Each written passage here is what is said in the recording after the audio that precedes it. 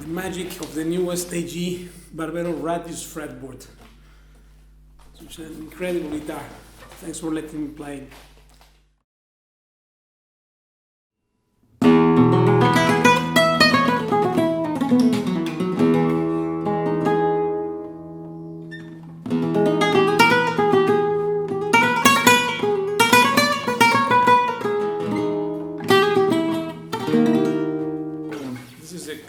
Curved fretboard with radius.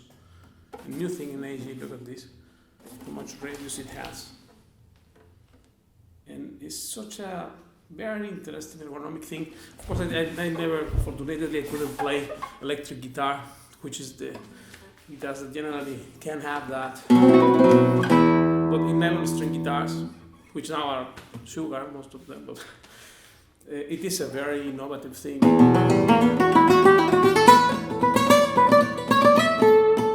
Because flatness has its advantages, but so the radius, the curve thing. Because this is like violin, it's like a violin.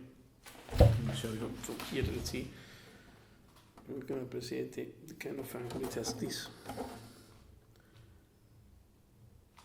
So therefore, also the bridge, the top, and everything. Not just that this is with the radius; it has everything.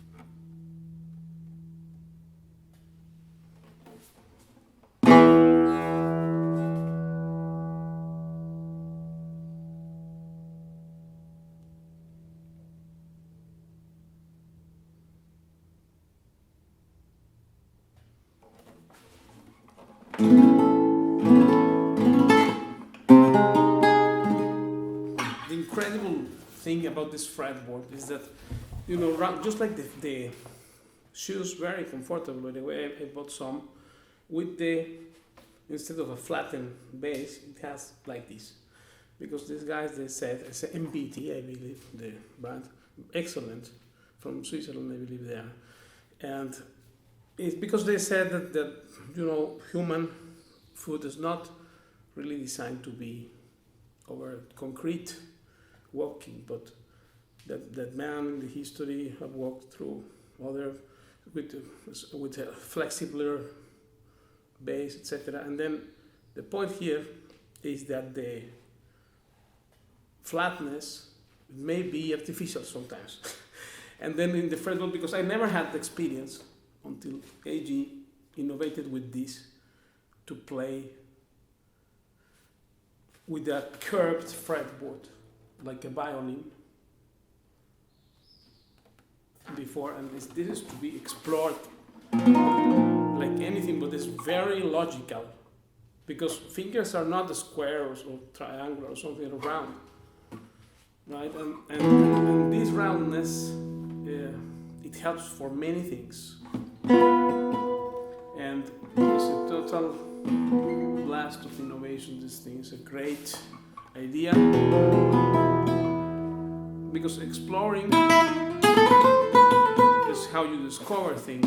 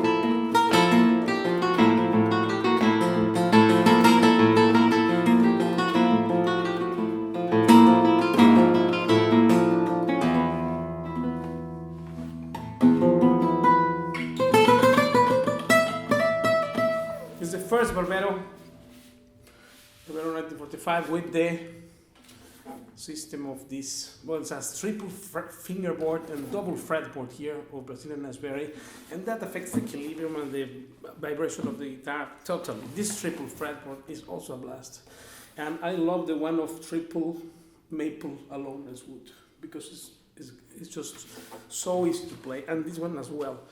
But in the reduced fashion, having this is, if you know how to use it to your advantage, you know, like the violin, because flatness is hard. It has its advantages, but it's hard. So then we see how AG first presented the idea for the first time in the history of nylon string guitar. This is in flamenco. There is a curved fretboard. This time you see it here. See it well because this is the only time that has happened in this 20th anniversary of AG. And well, it's a great idea. First they presented it in Simplicio cutaway model. This here. This exactly. Which has 24 frets, and this is also a fretboard, a memorable fretboard, because that one there will allow you to play almost anything. And if you use the gravity of the ergonomics of this roundness,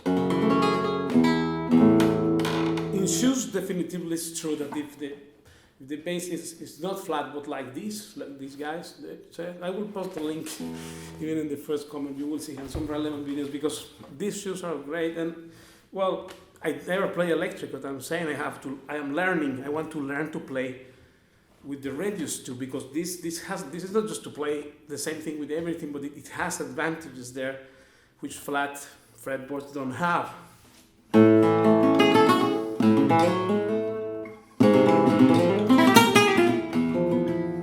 Many things will be related also to to how to play phrases with you know, Paco did this thing.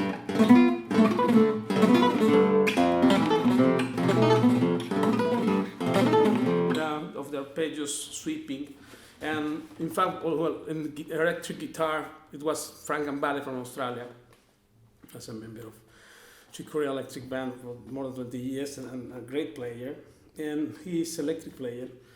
He did the evolution of the guitar. He contributed to things, because first he couldn't play straight notes, you know, played, and then he devised a way to play everything in sweep with the peak thing. So.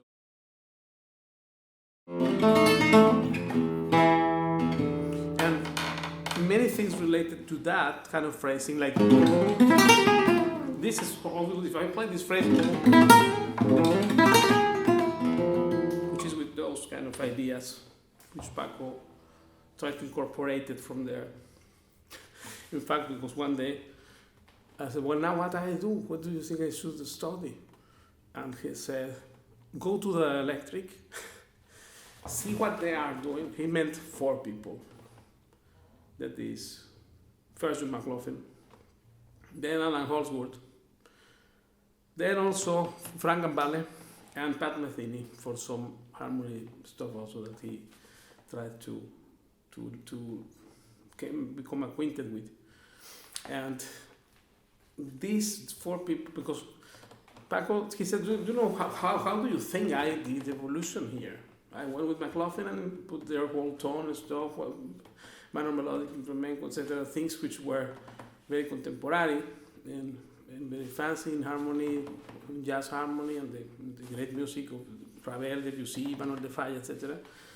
And under that influence, because he had already recorded a whole album of Manuel de Falla, you have to remember by this time he had already done it.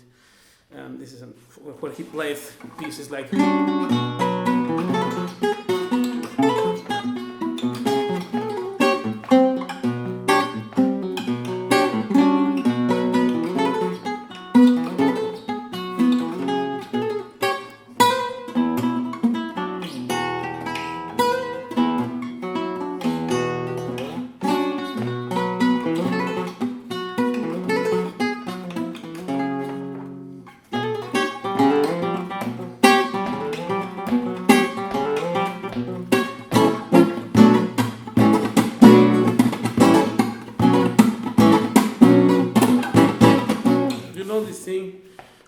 That was in the 70s, I think it's just 78, it was a super evolved thing, this.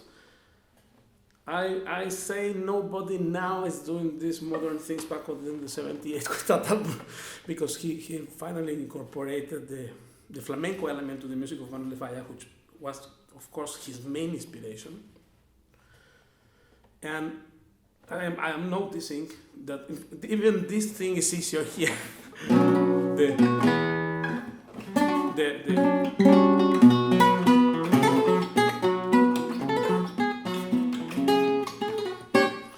This is the Fuego Fatuo, a whole opera of the Vida Breve, part of the Vida Breve opera by Manuel de Falla. And remember that Manuel de Falla is so important, besides being from the same state as Paco, Cádiz, although he lived in Granada most of his, I think in his 50s or 60s. For a long time he lived in Granada, but he was from Cádiz, just like Paco, and because of his ideas, he's Cádiz. You know. Then this is the greatest composer of Spain, is Manuel de Falla, no doubt. And remember when Paco said in his documentary that if I get sick or something or depressed, then I put some music of Manuel de Falla and I immediately get healing from that. So he said, I always think of Manuel de Falla when I'm composing. He said that one time, long time ago. But it's true because, you know, for example, this thing of the farruca, del molinero. Perdón. Let me tune properly because.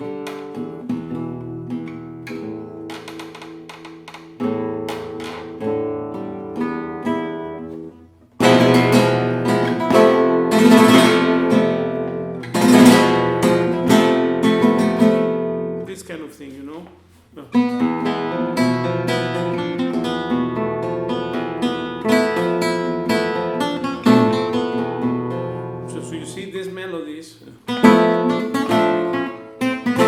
You know how Paco, this was a Manuel de Falla thing, and now I play the falsetta Paco did with that. He was so much linked to this guy, a terrific composer, Don Manuel de Falla, greatest of Spain, genius. And he's the one who, because he was also an Andalusian person, he incorporated, and very close to flamenco, to Garcia Lorca, and to everything, he incorporated the flamenco idea into the orchestra. And he was actually the first who started doing things, say phrases here, and then actually in the Farruca de Molinero, I believe there is a change to C minor like this. So you see that when Paco did things like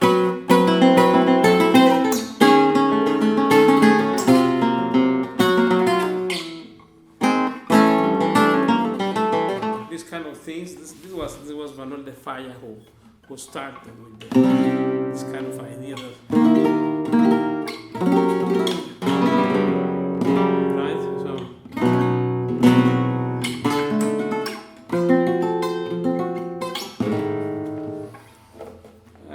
and many more things. Just to use a phrase in composing in two tonalities. The flamenco, that didn't happen also in Andalusian music. Music was in one key, or in A minor,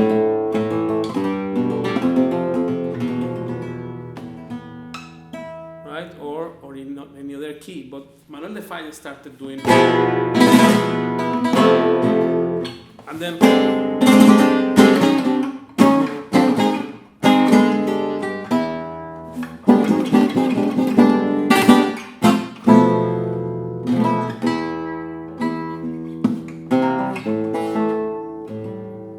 Which there are many pieces, reminiscence, which Paco created with these ideas, and also the fact that this very piece, the use of the monomelodic scale on the thing, and the very ultra evident notice.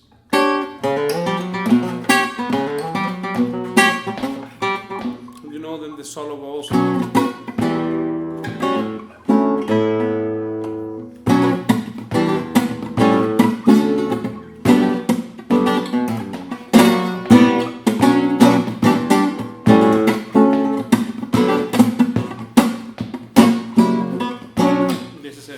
Solo. I really advise you to listen to Manuel de Falla thing. I remember this because Paco played those pieces on the album then with the Santos Hernandez and also with the Barbero. And the question about, because I have the fortune to see 3 or 4 people often ask, which is better, this Marcelo Barbero made now or the original one? And the answer is that this is so much superior.